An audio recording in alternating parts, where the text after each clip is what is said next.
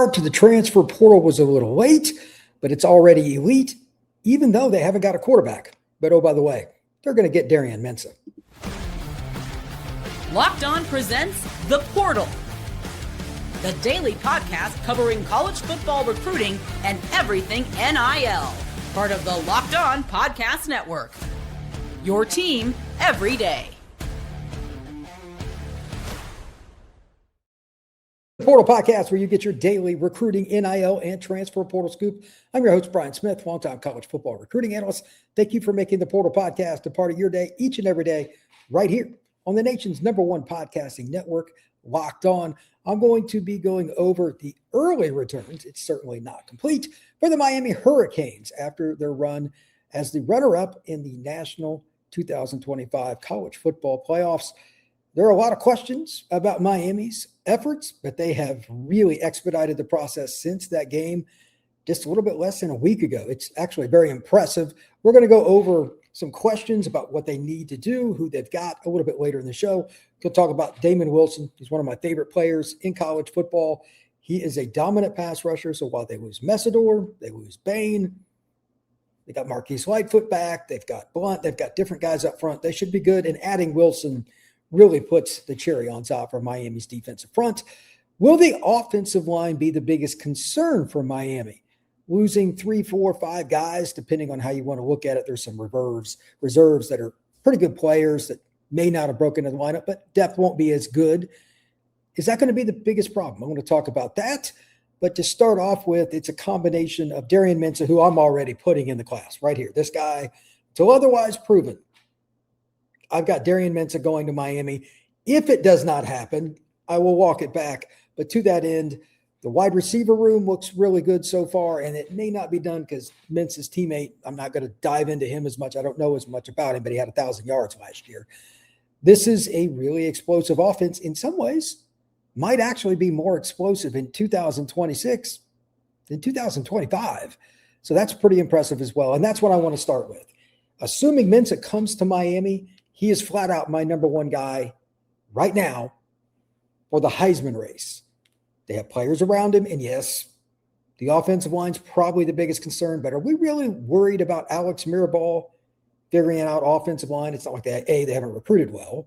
He's conservatively one of the top 5 O-line coaches at the college level, and they know how to run the system so they can maximize players outside, running back, tight end, whatever. Miami's offense has done a very good job. So here are a few things that I want to say before I put up some stats. I'll put up a picture for those of you watching on YouTube with some stats, and I'll read them off for everybody listening on Apple, Spotify, and everywhere else.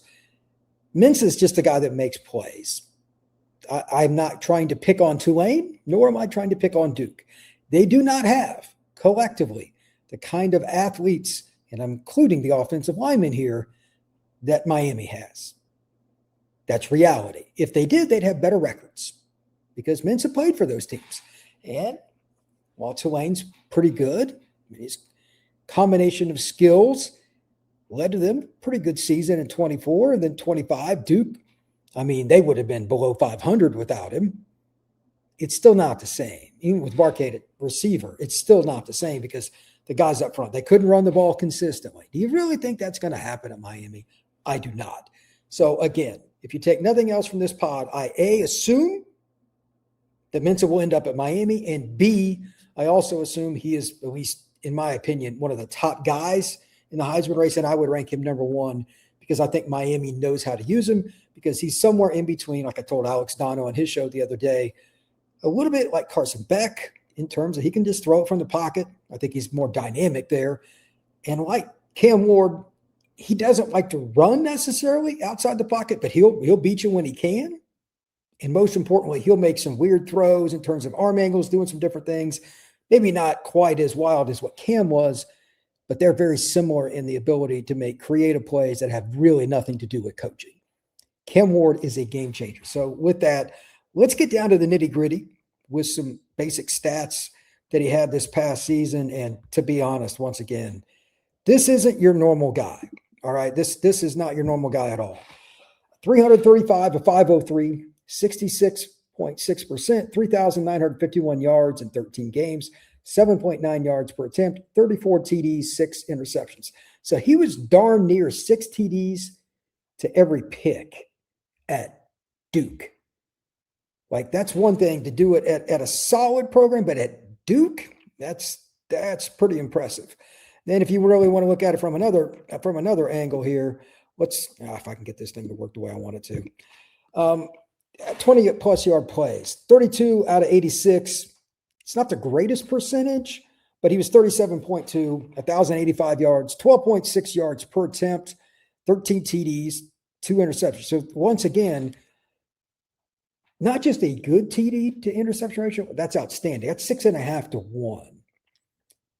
20 plus yard plays. What does that mean?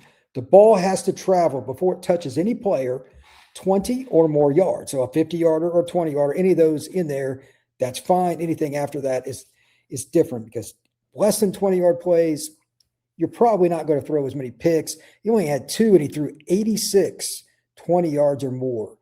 Duke had some good receivers, but again, my big concern with them is not the skills talent. They were underrated, and they obviously proved to be very good. I mean, again, look at Mensah's stats, 39-51 through the air in 13 games. That's outstanding. But again, no offense, I highly doubt they have the offensive line that Miami usually is going to have. I'm not sure Miami's line this next year will be as good as the 25 unit, but it's still going to be in the top 15 in the country. I think conservatively, in the way they run the football, with having Mark Fletcher back, like they've got plenty of really good players. There is no reason to believe that Darian Mensah would not be a star at Miami. And it's just what everybody wants to hear in terms of Heisman race and all that. And that's just my take, that I've got him number 1 right now as the predictor. But I also think he's a very good chance to be the number 1 pick in the draft, and will at least be in that conversation. Top 5 pick, quite possibly. After next season, he will be a redshirt junior wherever he plays football next year. Again, I'm projecting Miami. I think that's going to be a really difficult team to beat if they have him. I'm not going to go over Miami's schedule and all that, because I'm doing this the day before all the schedule stuff comes out as far as the order. But even if I did, I'm going to wait to do that a little later with Dono on Locked On Canes. But again, this is a really good start for Miami. And if they get Mensah, it's going to be great. So let's break down some of the receiver stuff. Again, I'm not going to talk about Barcade too much. He's expected to come to Miami with Darian Mensah, and he had over 1,000 yards. He's legit. But they've already got a couple of guys, and they've also got some players that probably people don't know as much about. We're going to talk about that next, right here on the Portal Podcast. Today's show is brought to you by our friends over at FanDuel. If you haven't checked it out, make sure you do, because right now FanDuel is having some fun with all the things going on with the college football playoff. And FanDuel is really just in playoff mode. Every game during the playoffs, FanDuel is giving customers even more ways to get in on the action. Right now, NFL playoff game day, FanDuel gives users a profit boost pack waiting for you inside of the FanDuel app.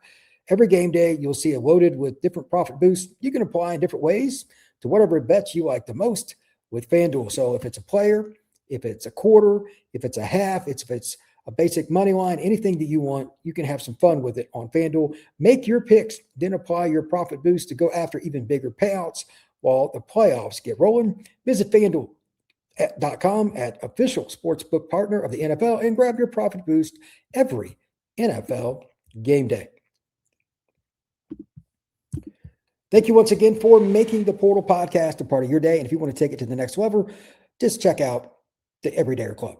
Down below in the description, there's a link. The Everydayer Club is very simple. You'll get anything you do with audio with no ads. So $5 a month or $50 a year.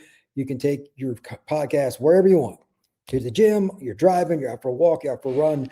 No ads with the pod. Additionally, there is a Discord that you can check out in many different ways. You can go to whatever ones you want to. Team sites, there's a national board, all kinds of stuff. Check out the Everydayer Club on Locked On the Portal. Now let's talk a little bit about Miami's wide receiver group. I've got this big chart, actually sent it over to Dono already. Kind of went through the players that Miami has. And again, they were a little slow to the game because they were preparing for the playoff, which is understandable. But the last week, they've really hit the ground running. Had some guys leave the program. And I just saw Jadis Richard right before I did this podcast is going to Tennessee, etc. But Miami's in a pretty good spot. So a few of the numbers that I think are really interesting. We're just going to start with wide receiver again. This is important, especially if you're going to have Mensah. You might as well give him all the weapons that you possibly can. Vandrevius Jacobs, he started out at Florida State. Then he went to South Carolina. He's got 2 years of eligibility left, 6 foot, 182 pounds. This is a kid that can really run. He's from Vero Beach. Started 6 games, played 500 snaps last year, 32 catches, 548 yards, 17.1. Again, he's in the Southeastern Conference. That's pretty good. 4 TDs. He had 7 catches on 7 attempts versus Clemson this year, 100 yards and a score. He is not Malachi Tony per se, but he's in that style. He's going to make you miss. He's a guy that can go up top and he will run by you. He was a big-time recruit out of high school, didn't work out at Florida State, goes to South Carolina, and he's made the most of it. Really, really talented player. And here's the other thing. To prove the speed, 13 passes went his way that went 20 or more yards. He caught 5 of them, 38.5%, 251 yards, 50.2 yards per catch. 4 scores for Vandrevius Jacobs. That's really, really impressive. Cam Vaughn's a guy that followed Rich Rod from Jacksonville State on up to West Virginia. And he's done well. 6'2", 185 pounds. He's got 2 years left. 35 catches, 532 yards, 15.2 yards per catch, and 4 scores last year. So just adding those 2 players to Malachi Tony, you'd be in a pretty good spot. That you put Tony, you've got Jacobs, and you got Vaughn. I mean, that's a good group. And they've got other guys. I'm not going to dive into their whole depth chart, but obviously they have other guys too. Miami's wide receiver group might be more dynamic this upcoming season than it was in 2025. And again, if Mensah is your quarterback, look out. That could be well over 3,000 yards passing, or they might just sit on the ball some and just use him in clutch moments and kill people in the red zone. I expect him to end up at 30 or more touchdowns, regardless how many yards he throws for, because they're going to be a nightmare in the red zone with play action, because they've got such a good opportunity to run the football with all those big guys they have up front. By the way, Vaughn, he caught 8 of 25 targets, 20 more yards, 266 yards, 33.3 yards per catch, 4 scores. So he can absolutely make it happen. Ray Joseph left, Chance Robinson left, Nikar and JoJo Trader. They've lost some good players, but if you bring in 2 guys like this that are proven, I think you're in a really good spot. Brock Schott's going to Indiana. I don't think that's a huge deal. He barely played. Offensive line, this is the question mark. One guy, Jamal Merriweather, massive, highly touted kid out of high school, only played 6 games this year for Georgia, 56 snaps, but he's got 2 years left. Is he the guy that plays opposite of Jackson Cantwell, who I think will come in and be plug and play for the Canes? He's, in my opinion, as good an offensive tackle prospect as I've seen at the high school level, but I don't know. That's probably the one question. They've got other guys that it could be, and Tommy Kinsler could have been that other guy. Maybe he competes, or Derek Plaz, whatever. They didn't want to stick around for whatever reason. Plaz is going to Auburn. Kinsler, I think, is going to Ole Miss. We'll see where he ends up. But there's a lot of things going on with that offensive line. They may add somebody else. Let's circle back to O-line in about a month, and I'm sure I'll be on Dono's show to talk about this to a certain degree. But they've got plenty of good players, but who's going to win that left tackle spot? I think it would be best if Cantwell played right tackle and just played as a power player the way you would expect him to. And trust me, it's hard to explain how good Jackson Cantwell is. I've met him, been around him, great kid, but that guy's plug and play. So you got to figure out the other tackle spot. I think it's Merriweather, but he didn't play a ton. Maybe he's a guy that doesn't win the job. Maybe it's somebody else. We'll see. When we come back, I want to talk about the defense a little bit, because the Canes probably are as good or better so far in the portal on the defensive side as compared to the offensive side. I would not have guessed that because of losing the quarterback, adding Mensah, et cetera. They'll probably end up being better on offense. Kind of hard if Mensah's there. But so far, the defense is really good, and one of my favorite players in the portal, Damon Wilson. We're going to talk about him next right here on the Portal Podcast. Today's show is brought to you by Mazda, moving the game forward for those who show there's more to the score than what's on the screen. For Miami, Malachi Tony took college football by storm this last year. Punt returns, screens, short passes, However, Malachi Tony got the football in his hands. He made a great opportunity turn into a touchdown, a first down, something that changed the game, and that's what Moz is here for as well. These kinds of plays remind us what it really takes to raise the bar. It's the extra work off the court, off the field that make it happen, dialing in every single detail, giving you everything. That's the kind of grit that you need to win. We put those same kinds of passions into every model with Mazda. Highlights that make the real. What it took to get there makes it count. There's more to a Mazda because there is more to you. All right, let's talk a little bit about the defensive side of the ball. And to be honest with you, there are very few players that I'm excited about in the portal more than Damon Wilson. And you may be familiar with him if you're a Miami fan or just somebody that followed recruiting. I got to know Damon when he was at Venice High School, big-time recruit, defensive end that was 6'4", 240 out of high school and bench 420 before he got out of high school. He was a guy that took it serious on and off the field. Shout out to Venice for doing such a good job over the years with their weightlifting program, by the way. But he went to Georgia, played quite a bit for 2 years, but wasn't the guy. Decided to take his talents to Missouri this past season. And to be honest, if he'd have stayed at Georgia, they might have won it. They just couldn't rush the passer very good and ended up being a massive loss for them. Maybe they should have rethought that. If they would have known the stats I'm about to give, they probably would have. In 2025, he started 12 out of 13 games for the Tigers, 509 snaps, 54 pressures, 8 sacks, and a pick. This is not your normal edge rusher because he did it in the Southeastern Conference. That's obviously a very good sign. He also had 23 tackles, 9.5 tackles for loss per CFB stats. If you combine him with Marquise Lightfoot or anybody else that ends up starting opposite of him, and it's a lock. There's no way he's not going to start barring an injury. Miami's front, I mean, they're going to have a Ahmad Moten back. They're going to have a bevy of defensive ends competing. I think it'll be Lightfoot with Wilson. They have a bunch of guys competing. They're too deep across the board. This could be the best defensive line in college football, and they'll at least be in contention. But you're not going to replace Rueben, Bain or Akheem Mesidor. I get that. But getting Wilson's about as close as you're going to get. I mean, really, it's about as close as you can. 54 pressures. Bain had like 80, but he played more games. It really wasn't that much different game to game on who had more pressures and sacks. And there's similar styles of players because they can play the run or they can play the pass, and they play with a lot of effort. So that's really important. Lightfoot, again, I think he will be the other guy. We'll see how it goes for the Canes, but I like that group right there very, very much. Malik Bryant, he transferred to Missouri, so there's essentially a trade there. At defensive tackle so far, they got Keona Davis, the kid from Nebraska. I put a post up about him on X. He's got 2 years left, 6'5", 275. 2025, the big defensive tackle had 10 pressures, a couple of sacks, 33 tackles, 18 stops for Pro Football Focus. A stop is where you hold the offense away from their goal, like first down, you want to get at least 4 yards. Second down, you want to be within 3, et cetera, et cetera. He's a really good guy to get him. And they also got an upside guy, Jarquez Carter, to come in and play D tackle. Only played a little bit for Ohio State. He only had 51 snaps, but he wanted to get more PT. He's headed to the University of Miami. Very highly touted guy out of Central Florida. Returns back to the Sunshine State. He'll have 3 years left. They lost Dante Simpson. They probably didn't like that very much. He's going to Missouri as well. I don't know what's going on with Mizzou down there, but they're certainly finding some guys in South Florida. Dalen Russell's headed to Louisville. Artavius Jones hasn't found a home as of the time of doing this in the portal, but that's the guys they lost. Bobby Washington, another kid going to Missouri.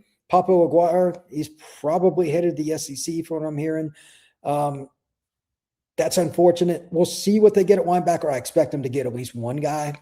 It's early in the portal, so we'll see who gets signed there. Charles Brantley transferred back to Michigan State. Jadis Richard just headed to Tennessee. Amari Wallace is a guy that's transferring out. He wanted to play, didn't get any PT. So we'll see how that goes. Omar Thornton, the kid they brought in from BC, that's a good pickup. He's got 2 years left. His stats were a whole bunch of stuff going on there. 700 snaps last year for BC. PFF had him with 3 pressures, 2 sacks, 91 tackles. He did miss 24, but at least he was around the ball.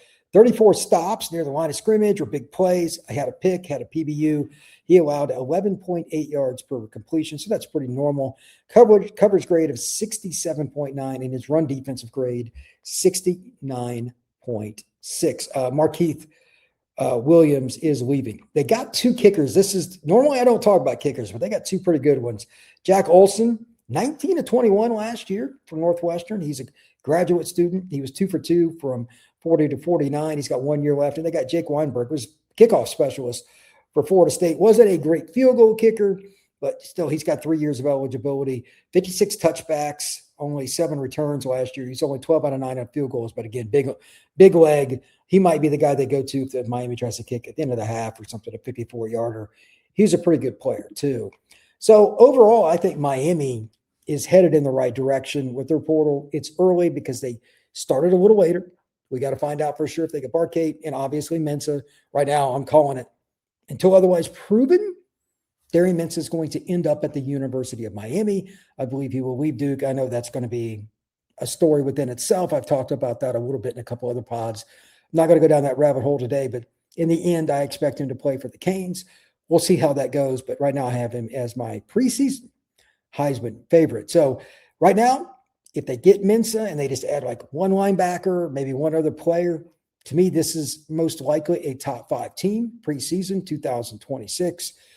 We'll see what players they get. Then you get a linebacker, maybe they get another tackle or something like that. But it's going to be a very, very good football team. And I don't think Miami is going anywhere for quite some time. They have a very solid foundation in Coral Gables, and they keep finding the pieces they need in the portal to really kind of cement what they can put together as a unit on both sides of the ball. And now they even added a couple of kickers too. So the Miami Hurricanes are not going away. They're going to be a prominent team in 2026. And I thank you for checking out this podcast. We will see you again later. Please like and subscribe.